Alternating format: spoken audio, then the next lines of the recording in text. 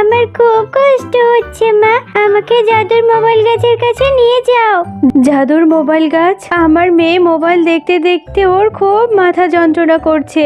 আমার মেয়েটা অসুস্থ হয়ে যাচ্ছে, এটা কি করে ঠিক হবে তুমি বলো? টুম্পা, তুমি সারা দিন মোবাইলে কার্টুন দেখেছো, এত মোবাইল দেখলে তো অসুস্থ হবেই। তুমি তোমার বন্ধুদের সাথেও খেলতে যাওনি।